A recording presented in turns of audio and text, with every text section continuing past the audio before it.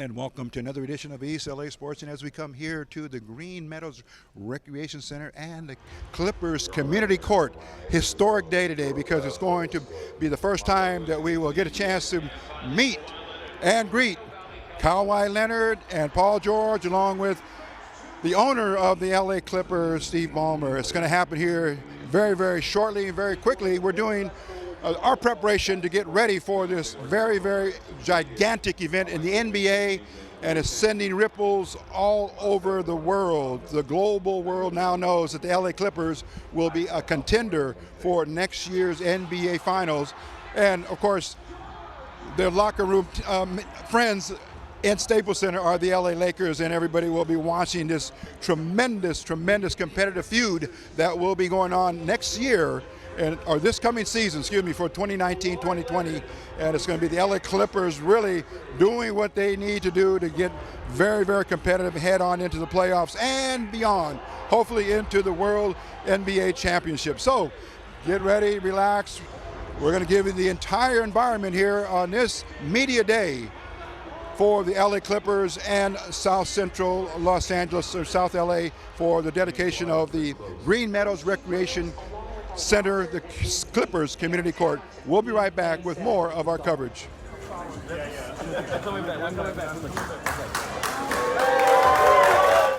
My name is Brian Seaman. I am the voice of your Los Angeles Clippers, and I'm pretty sure I speak for everybody when I say we are so excited for you to be here today to celebrate a truly historic moment for the Clippers, the organization, and their fans. Before we begin, I would love nothing more than to acknowledge all of the Clippers staff that are here lining the back of the gym. They know the magnitude of this moment better than maybe anybody else, so thank you for joining us as we celebrate again a terrific day.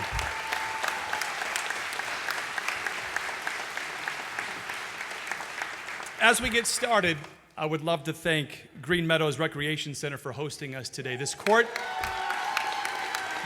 that we're sitting on is one of 350 that have been renovated and refurbished by the Clippers in partnership with the Department of Recreation and Parks. It has been truly an undertaking for the Clippers organization and the city of Los Angeles.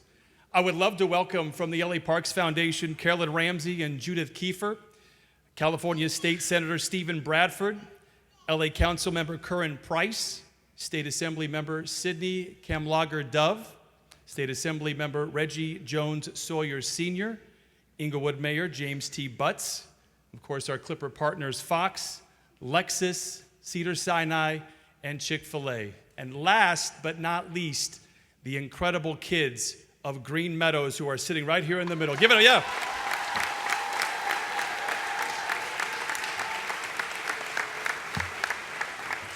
Now, to officially kick things off, I would love to bring up the team president of basketball operations, Mr. Lawrence Frank.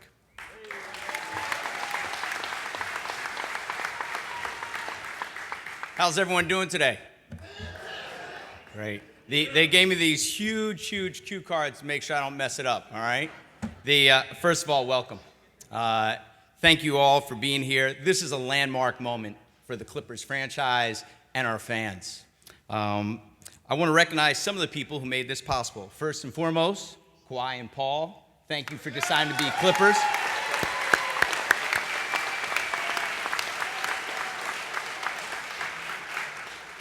It means a great deal for players of this magnitude to decide to be Clippers and to put their trust in us.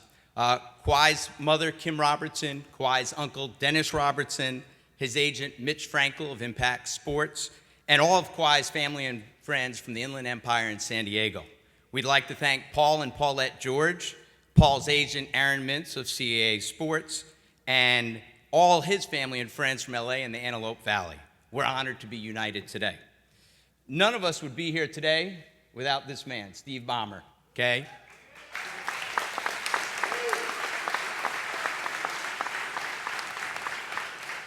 When Steve bought the team 5 years ago, his intention was to make the LA Clippers the ultimate destinations for players and their families. He's made an unbelievable commitment to make sure every day that we're striving towards that goal. There are so many people, both in basketball operations and business operations, who contributed to help make this moment possible. I can't possibly list them all, but our gratitude is there. But there are a couple of vital members that I do want to acknowledge that had a huge part in helping us get to where we are today. First, Doc Rivers, championship head coach.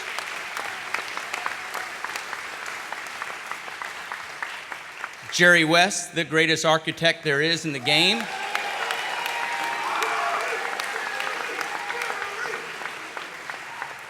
And then I have an unbelievable team of guys. Michael Winger, our general manager. Trent Redden, our assistant general manager. Mark Hughes, our assistant general manager. And our president of business operations, Gillian Zucker, who all provided tremendous support and insight throughout this process. Last year, Doc called our group a blacktop team because of the toughness and grit that they brought to the court. Our players and coaches deserve a ton of credit today. It was the culture that they created that made Kawhi and Paul want to join our group. So again, we want to acknowledge just what they've set forth and what we're going to continue to build on. And I think the things that, in terms of talking to Kawhi and talking to Paul, it's the toughness, the hard play, the drama-free in the premier market in the National Basketball Association. We'd like to acknowledge right now 2 players who won't be returning, Shai Gilgeous-Alexander and Danilo Gallinari.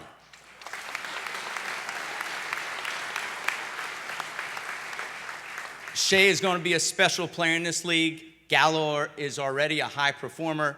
We wish him nothing but the best, and we'll be pulling for him throughout their careers. As much as we loved our team last year, we knew we needed elite talent to compete at the highest level. One of the hardest things to do in the NBA is to get one superstar, let alone 2 superstars who respect and complement each other like Kawhi and Paul do. It was only a month ago that Kawhi took home another Finals MVP trophy. He is a champion. He is a winner. He wins everywhere he goes, from King High School to San Diego State to the NBA. Paul shares many of those same qualities.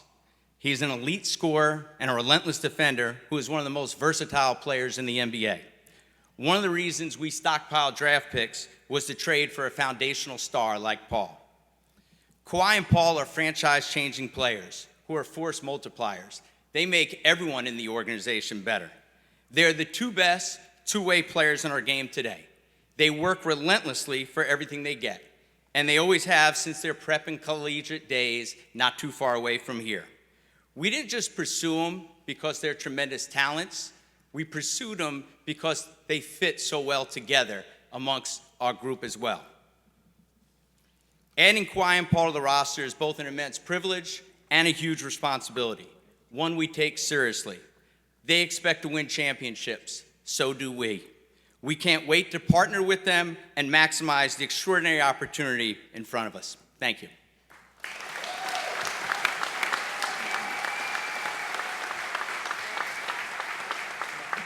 Next, I would love to bring up the head coach of your Los Angeles Clippers, Doc Rivers. Thank you. How's everyone doing? I didn't get any cue cards like Lawrence has, so I'm just doing this from what I see. Number one, thank you, Kawhi and PG. All right, but this is a great moment, right? Would everybody agree with that? This is a good moment. It's not our finest moment. That's coming.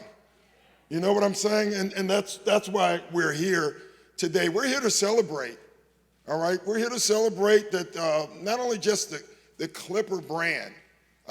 This feels more like a movement to me. It really does. But this is more about what's coming, not today. Today is for them. Today is a great day for them and for the franchise.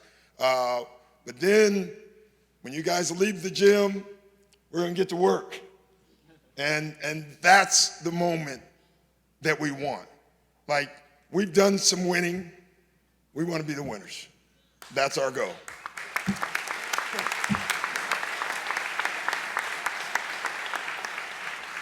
Well, I'm super proud to introduce this next gentleman.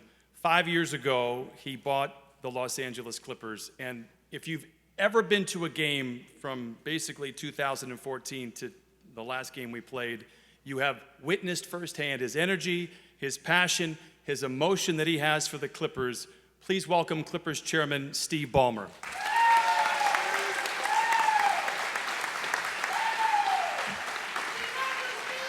Love you, Daryl. I have these notes, but I gotta say, I'm just fired up to be here today. It's pretty cool, pretty damn cool. Woo! You guys weren't ready for that, were you? I'm just delighted. You know, I'm proud of what we did last year. We had a hell of a team, played the right way, hard, gritty, tough, resilient. That's what the Clippers are about. And it was a great season. Great season. 48 wins. Great season. Not what we want, but a very great season. I'm so proud of the guys we have. I'm so proud of the guys who are coming back. We got the guys who I think will be perfect to put together with Paul and Kawhi to really give us the chance to do the only real thing we want to do. I got to say, being number 2, being number 4, we're only here for one reason. We want to win it all. There's only one reason. I'm proud of our leadership team to put us in this position where we could put together 2 of the guys who I have most admired throughout their careers. I'm excited about that and proud of the guys who got us here. I'm proud to be here in this rec center. I know, kids, we got you out of your routine today, but I'm proud to be here with you. It's a real honor to have a chance to be here and have us be so welcome in this place. It matters a lot to the Clippers what our world is like off the court and the contributions we get to make and the contributions our players get to make. But most of all, I'm pumped to say hello as Clippers to Paul and Kawhi. Come on! Come on! Come on! Get up! Come on, get up if you're psyched as I am. Get up.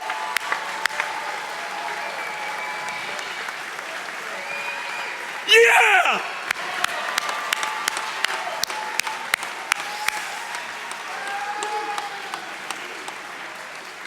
That's why we're here today. We got 2 guys who I am so excited to have. 2 guys who are tough. You watch them play, they're tough. I love the toughness. 2 guys who every year have gotten better. Every year. Look, I'm inspired by that. Work, off season, off court, work. 2 guys who are MVP guys. Paul was having the most impressive season of the year. I know he had a little injury. 3rd in the MVP voting. 3rd.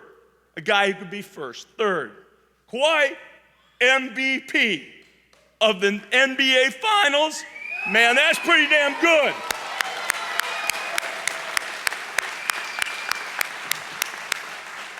You don't think we can win some ball games this year with Paul and Kawhi on our team? We're going to win some ball games. But there's only a few games we need. We need to win the last game played during the NBA season. That's the game we got to win. Kawhi said something when they won the championship this year about the Larry O.B. The only thing that matters is the Larry O.B. When I first got here, I think I called it the Lawrence O'Brien. But from now on, it's all about the Larry O.B. So we're going to get a chance to hear from Kawhi and Paul here in a minute, but we did a little video we'd like to show you first. Thanks.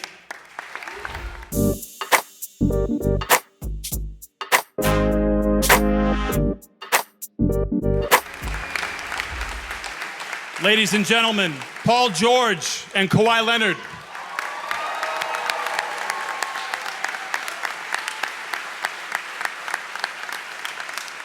Paul, would you like to make some opening remarks?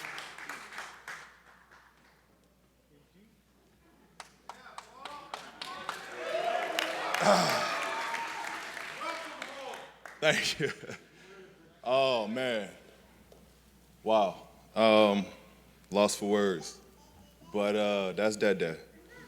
I'm extremely excited, extremely happy to be back home. First and foremost, I just want to thank the whole Thunder organization, Mr. Bennett, Sam Presti, for the partnership that we had there.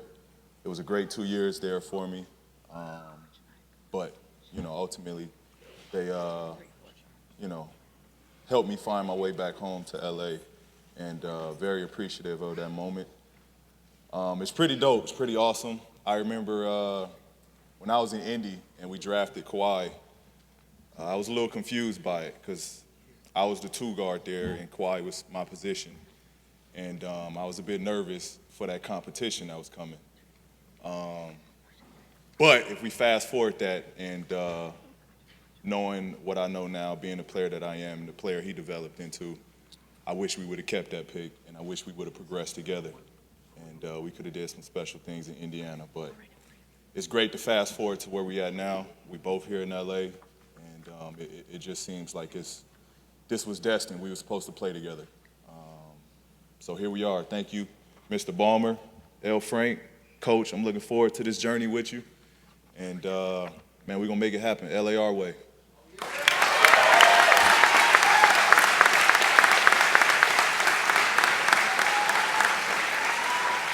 And now the 2-time Finals MVP, Kawhi Leonard.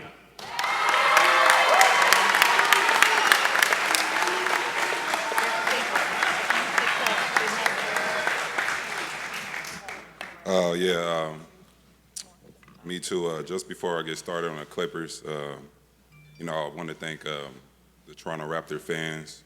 I don't have social media, so I'm not able to put out a paragraph or whatever, but like I was gonna say, just thank all Toronto, the city, the country. It was a great, amazing season, best parade ever. Thanks to the doctors for delivering my baby boy. He's 3 months now, still healthy. I also would just want to thank the city as far as the restaurants. Giving up that Kawhi and dine throughout the playoffs. Took advantage of that. The players, they already know what's up. Text, FaceTime me, we'll talk. Coaching staff as well. And the whole organization really, just thank the whole city. Thank you. But now I'm on my next journey. These guys, I think we got a great future. Paul is always a player that I wanted to play with. Like you were just saying, when I got drafted to the Pacers, I'm like, they already got a two-way player pretty much. But as our careers move forward, I see how he develops, see how I develop, and I wonder if we would have stayed in Indiana. But we're here together in LA, both Southern Cal guys. Played right down the street with each other in the Honda Center, not with each other, but game after one another, championship game. Been watching them since then, but now we on the Clippers, and it's just, I think we got something special. We can make history here, and we got the right team to do it with Steve, Lawrence, and Doc, championship head coach, and I'm excited. Watching that video that they just presented, I'm ready to go.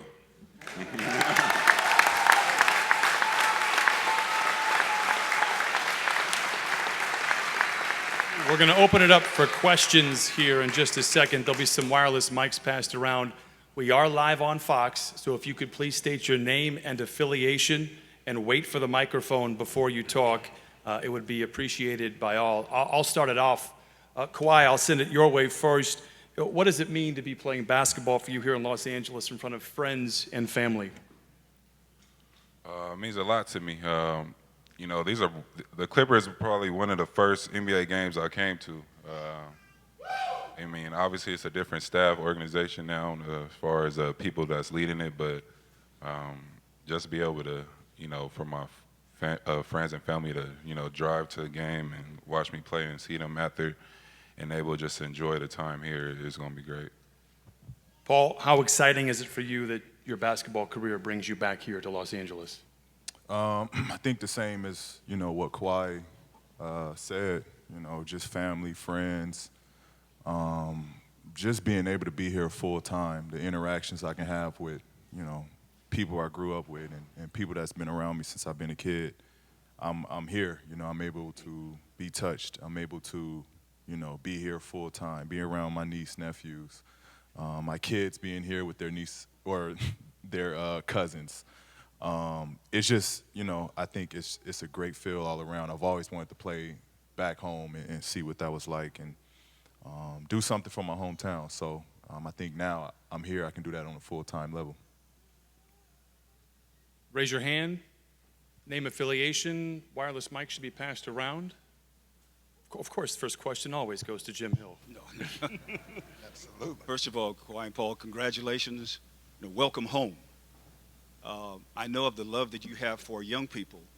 And the two-part question I have is, what does it mean to you to have all these young people here in this surroundings for your press conference? And the other is, what was it like and what was it about the Clippers that made you want to play for them when you had so many other options?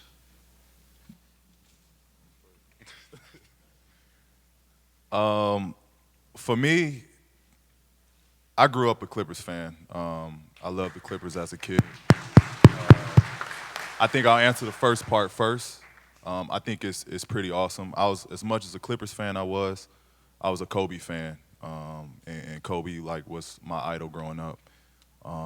So I think now with what me and Kawhi can do, we can, inspire that next generation to want to go out on that court. I think how we play is a lost art in the NBA, where guys want to get after it on both ends. And that's how Kobe was for me. He was a guy that didn't care who he matched up against, who he's going to play against. He wanted to beat him on both ends. And that was what I was used to watching growing up. So I think for us, we get that same opportunity to give back to the next generation and kind of rebrand basketball in that sense. But, Clippers been my team. So, for me, it was a chance to come back home and to be a part of something that was already special. I'm not a guy that come in with an ego with that I'm the man. Like, I want to be a part of something special. I want to help build something special. And, this is surreal to be home and do it for a team that I grew up and wanted to be a part of ever since they missed out on me in the draft, but that's another story. That wasn't on Steve's time, so None of us is here. so it's cool. Let that grudge go away.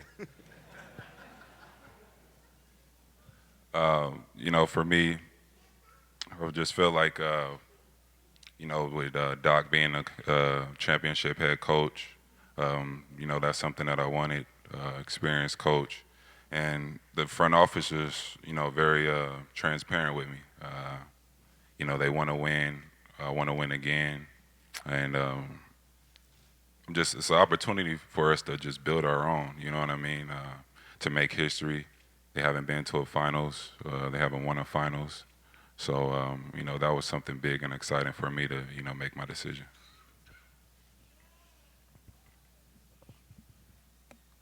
Guys, Dan Weike with the Los Angeles Times. This question for both of you. There's a culture that's in place here already. This team, they mentioned a little bit, a team that played a certain style with a certain intensity last season. I'm curious how much of what was here last year and sort of that identity factored into your decision to be a Clipper?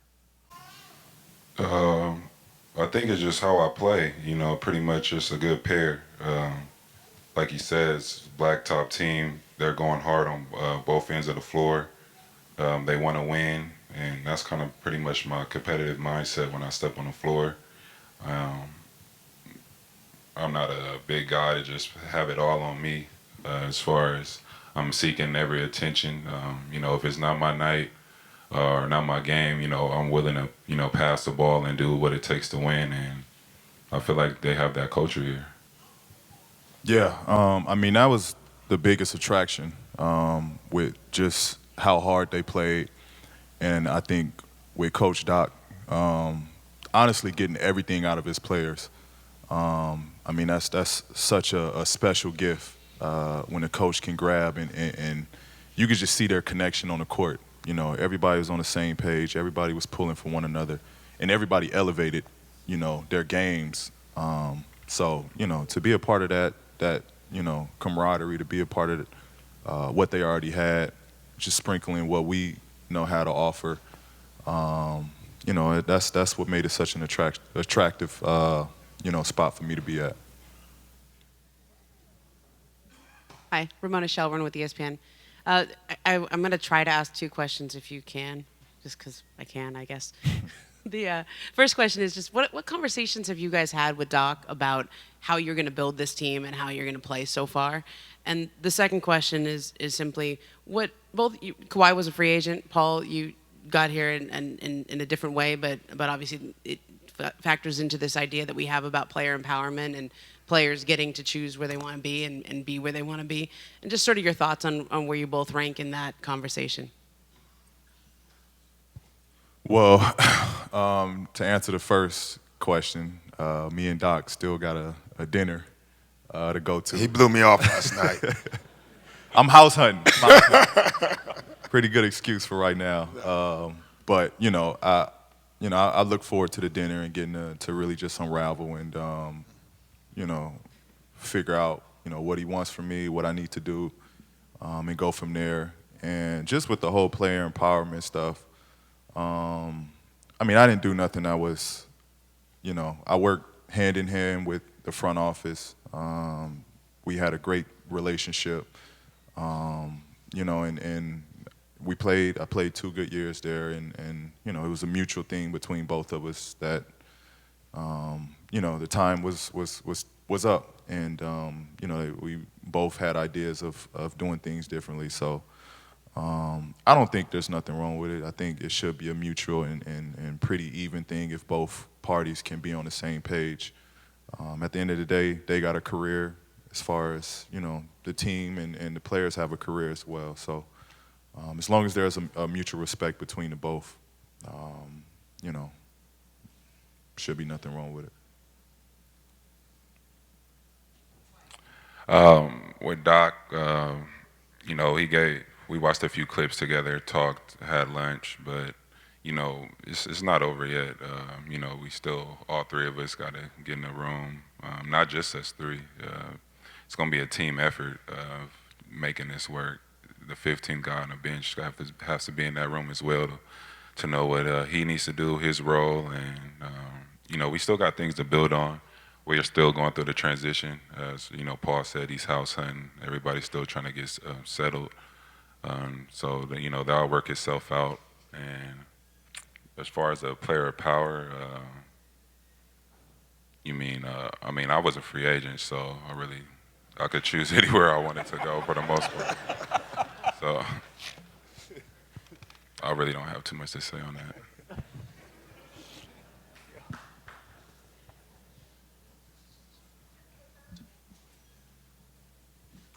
Hey guys, Miriam Swanson, Southern California News Group. Welcome back to SoCal, you guys, and congrats Kawhi on the baby boy. Question for you guys is sort of, you're talking about the front office transparency and how that was important.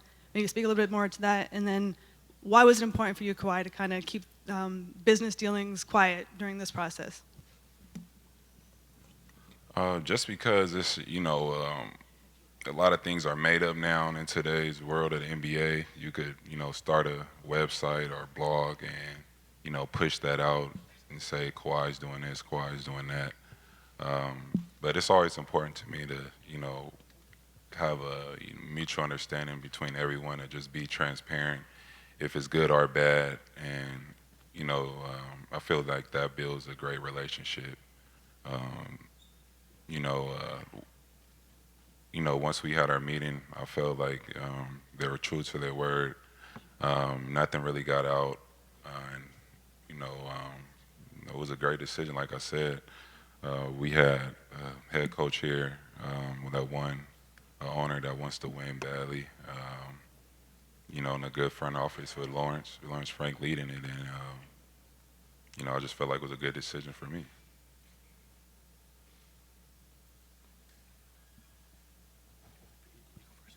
Yeah, over here, Bill Plaschke, Los Angeles Times, for PG and Kawhi over here. You both grew up here. You understand the dynamics of the NBA in this town and the giant shadow cast over the Clippers by the Lakers all these years. How important is it for both of you to lead this team out of that shadow?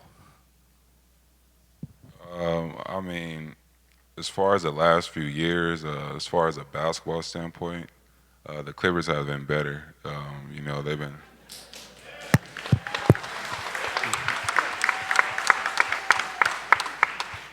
But it's media, you know what I mean?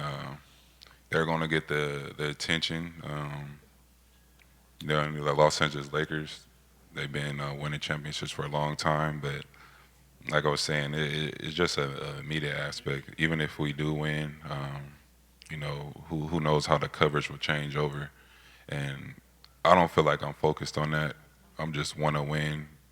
And you know, I do things that make myself and my teammates happy. Whatever is on our goal and mine, you know, that's going to be my focus and drive to just make us happy. And if we go to the championship and win and we're not getting no coverage, that's fine with me. I'm good. I mean, I just think Lakers is Lakers. We got our own identity. We chasing something else. You know, we not looking at the battle of LA. You know, we got bigger things in mind and bigger goals to accomplish, other than, you know, the shadow, and like none of that really means anything. You know, they got to come out and perform the same way we got to come out and perform. I think for us, at the end of the day, we want to be holding that trophy, and that's all that matters. We'll build our legacy and we'll build our Clipper Nation up along the way. Time for one more question. Over here, Andrew Greif from the Los Angeles Times. There's a lot of anticipation about seeing what you two can do together on the court, but Kawhi, last year you had a lot of success limiting your workload and for the right time for the playoffs. How important is that to approach this year the same? And then Paul, what is your realistic timetable for being back on the court coming off your surgeries? I mean, last year I came in a year, you know, not fully healthy. So, you know, we laid out as pretty much a schedule for myself and to see what best could possible fit for me, for a long-term longevity thing and issue, and for what's going to make the team better. But, you know, this year coming up, I feel like I'm going to be at full strength. You know, it's just one of those things you just take down the road and see how your body's feeling. And, you know, it's a day-to-day thing. If anything comes up, you know how the NBA season is. It's a battle, 82 games, but the goal right now is to play the season. So we'll see what happens. For me, there's no set date. I mean, I've been progressing really, really well. I'm at a great point right now in my rehab. You know, so it's you know, take our time. Look forward to returning whenever that day is, and just being 100% healthy. Well, I'd like to thank everybody that asked questions. I would like now to have Doc, Lawrence, and Steve come up. We'll do the jersey presentation for both Kawhi and Paul.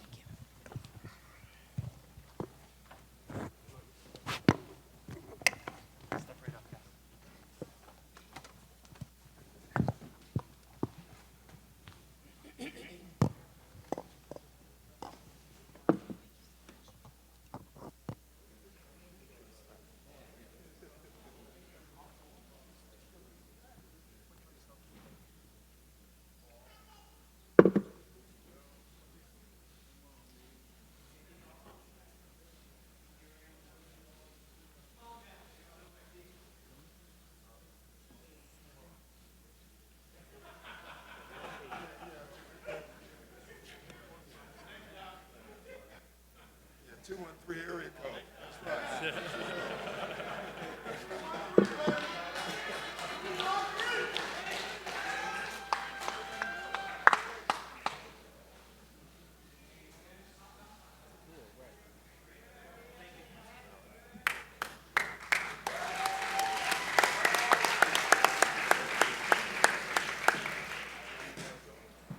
Well, thank you everybody for being here. We have one more thing, but first, we have to get moving outside. These kids have been flawless through this whole time, so we need to get them moving. But what I'm going to ask for you to allow happen, can the media go outside? We have a surprise for both Paul and Kawhi and the Green Meadows Rec Center. If the media members could go out first and then everyone else follow after, it would be very appreciated. We will see you outside.